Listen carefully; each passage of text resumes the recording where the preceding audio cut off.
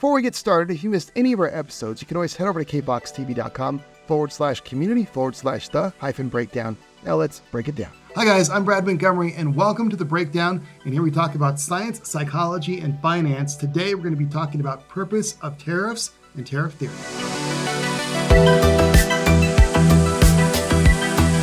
And Carlos Aguilar, thank you for coming back on. Economics professor, EPCC, a wealth of knowledge, pretty much anything you want answered. He breaks it down for you. So to get people kind of a grounding, what are tariffs and why do governments use them? Okay, very basically, a tariff is a tax. Okay. And it is a tax on goods that are bought from abroad. Okay. You can look at a tariff as an added price to something that you buy when you bring it into this country. Significantly, tariffs, when imposed unfairly or too high, have never really succeeded in doing what we want them to do. They have been used more frequently in modern times to protect homemade goods from foreign sellers. In other words, you want to protect what you're making locally as opposed to someone coming in and getting into your competitive sphere. So your home industry kind of doesn't collapse. Yes. Okay. And just when you were talking about tariffs, essentially they are a tax yes. to kind of even the playing field, I guess. Mm-hmm. It's a completely hidden tax. It's hidden. It's just baked in. Yeah. The only time that you can see tariffs working, I like El Paso because we have a border economy, correct? Yeah. So when we bring in liquor from Mexico, there's a tariff. Yes, and I've noticed that. Yeah, people recognize that. Hey, why is this happening? They tell you, well, it's a federal tax and whatnot. And you got to stop by the office and pay. Yes, that's right. Yes, very definitely. So then it's very visible. Yes, in certain but if you live in inside the U.S., you don't see them. You just pay the price. So they're about protecting domestic industries. Correct. Okay. Can they also be about generating revenue? Yeah, or does that not work? Yeah, that's a really good question that you had, and I had never been asked that question. Tariffs are really not meant to generate revenue. Okay. A good example of that, even though we're having such a big discussion and such a big counter to and fro about tariffs, if you look at imports as a percent of GDP in America, they represent about 11%. Okay. So when we were being told that tariffs are going to generate a lot of money, not so. It just gets eaten up in other ways, reciprocal tariffs and all, I guess. Yeah. The money that you generate from tariffs will not help the economy. Okay. Now, what's the difference between, I mean, and we can go into this, it's between protective tariffs and retaliatory ones. Mm-hmm. So protective one was, like you were saying, to protect our own industry. Right. Wasn't there a time in the U.S. where like farmers needed to be protected, like soybean or something like that, from other countries? Yes. Unfortunately, South America is a very good producer of grains. Okay. Ukraine, we found out, is a very good producer of grains. And when they can produce them and bring them into our country at a cheaper rate than we produce here, I mean, what's the rub? Right. Yes, we want to protect our farmers.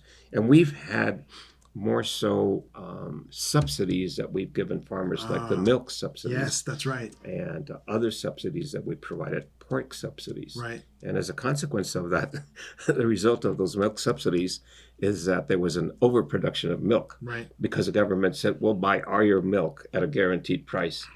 I wish I was a seller of economics. Yeah, because then you buy some more milk cows. Here we go. Yeah, produce. So, but then there are times, I guess, and explain this, because the opposite, it was as an older gentleman talking on, he was giving this speech, I can't remember, to this university or something, and he was talking about how his father didn't like Roosevelt or something like that. I can't remember why, because Roosevelt made him slaughter some of his pigs or whatever, I guess, when there was like an overproduction. And then so there can be, if there's an overproduction, sometimes the government says, we'll pay you for eliminating them. That's interesting. Yes. And the reason for that is because there's an oversupply. So prices will be too cheap. Right. Prices will be too cheap, and the farmer will not be making the money that they can't even cover the cost of raising the herd. Interesting. To sell it at market.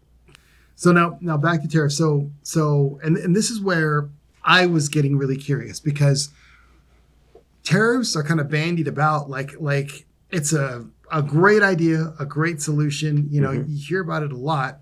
Even you'd hear about it periodically, even over the past 5 years or so, Right. 10 years. There's always negotiations between countries on is someone getting way too much or a little too much. Mhm. It seems like countries they're not too concerned if someone's getting up on them a little bit, but if someone's Correct. getting up on them a lot, then they get a little more concerned, which makes sense. Understandable. So, are there an example where they have worked, where they've been effective, or do they just backfire? Like, is it just a no-win? Like, Historically, if you look at tariffs, the majority of tariffs, and I can't find, except for maybe one or two examples, where tariffs were successful. wow. They eventually led to many consequences. One of the best examples of a tariff that didn't work was, of course, the Smoot-Hawley tariffs that led to the furtherment or the creation of the Great Depression. I heard of Smoot-Hawley. What was that? What happened in that? There was two senators that proposed raising tariffs to foreign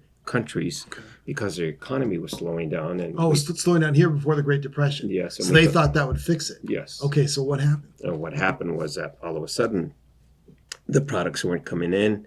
We raised tariffs. The economy helped. It helped the economy take a further decline.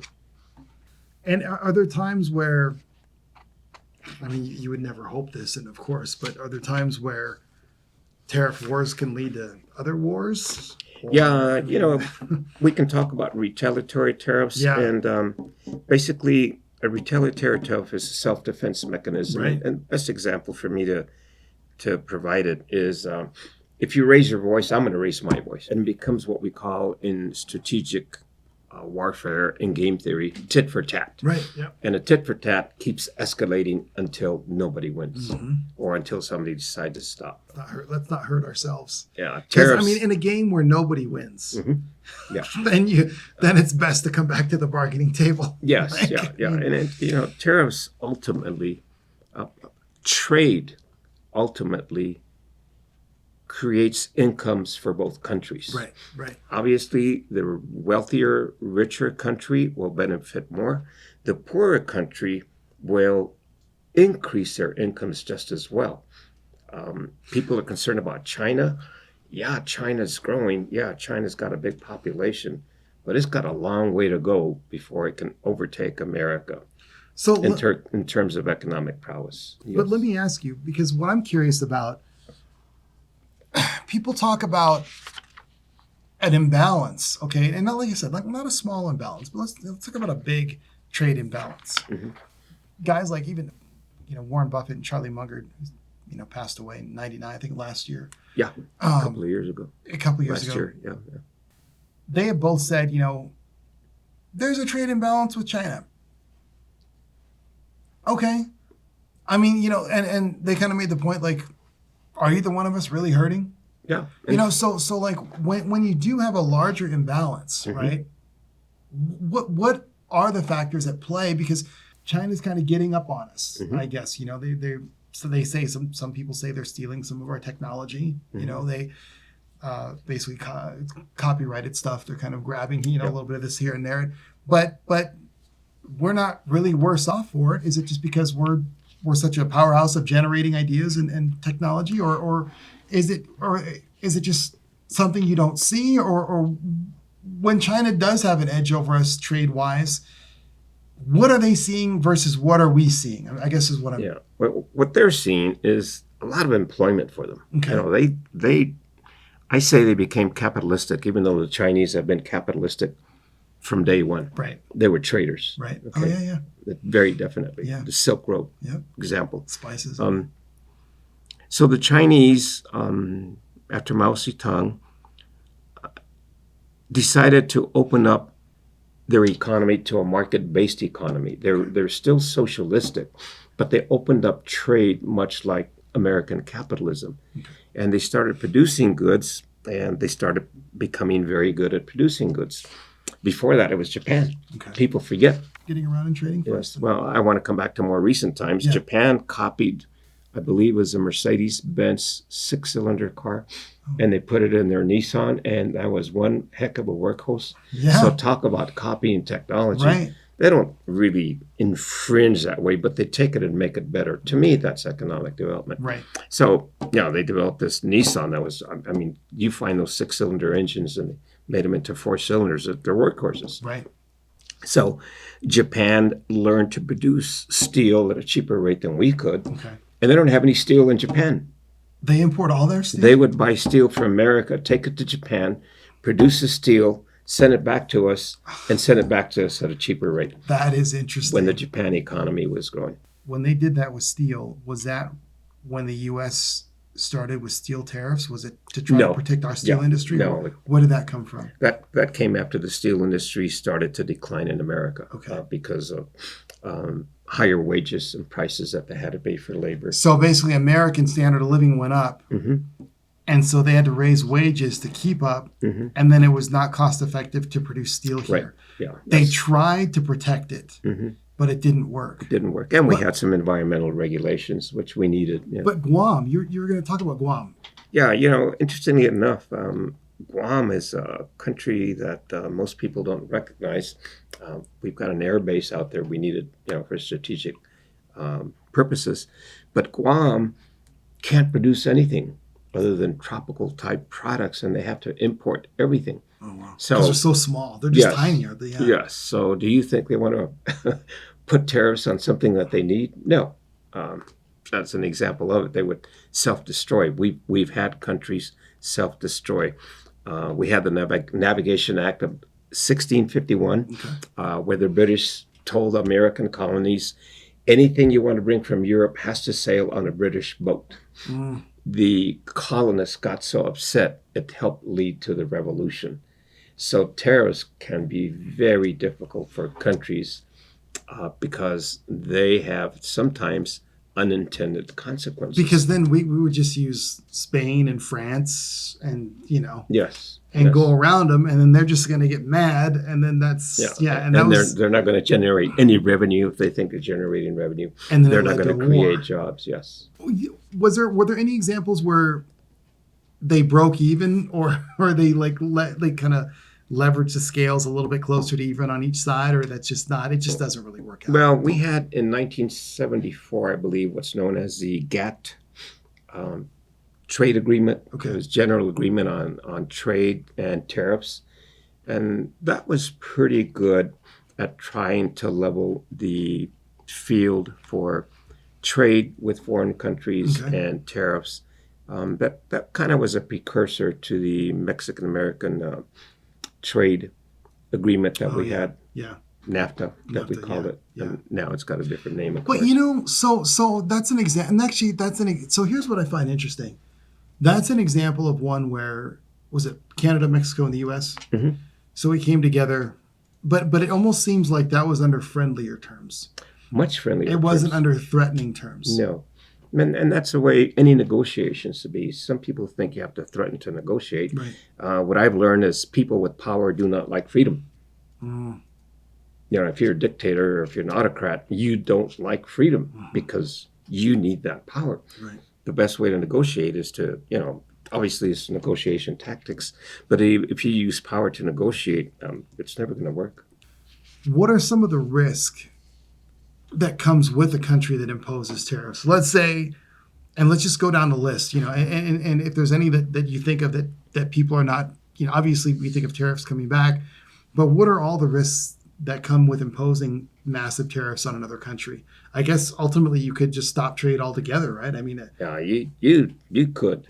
The one risk that we are seeing is that, and it's unfortunate, if we tell China that we don't want to trade with them, China has already started to trade with Mexico substantially. And I heard a news report, and I don't know if you've heard this, and I want to get your perspective on how this ties in, if you could really help.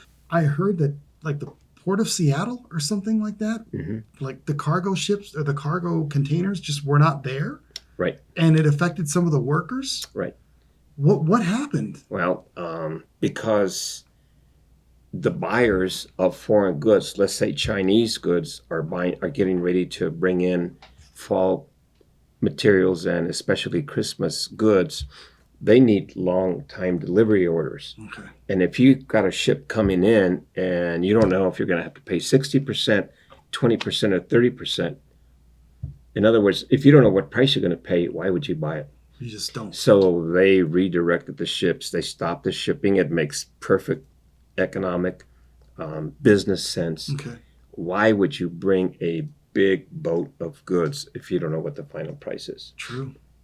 Basically, it's like you're going to go buy a car and nobody tells you what the price is going You're to going be. to push pause. And they're going to tell you, when you sign the agreement, then we'll tell you what the price is going to be. Okay, yeah, you wouldn't do that. Yeah, definitely Wow. not. Okay. So that explains that. So yeah, countries can go trade with other countries. And if we start redirecting countries, Canada or China could become a good buyer of products from Canada. Would we want to lose that partner? And then we end up missing out, and then our economy suffers. Canada's economy improves, Mexico's economy improves, and China's economy stays the same. Yes. Interesting. Okay, now, last final question. What is the biggest misconception that the public has about tariffs and trade deficits?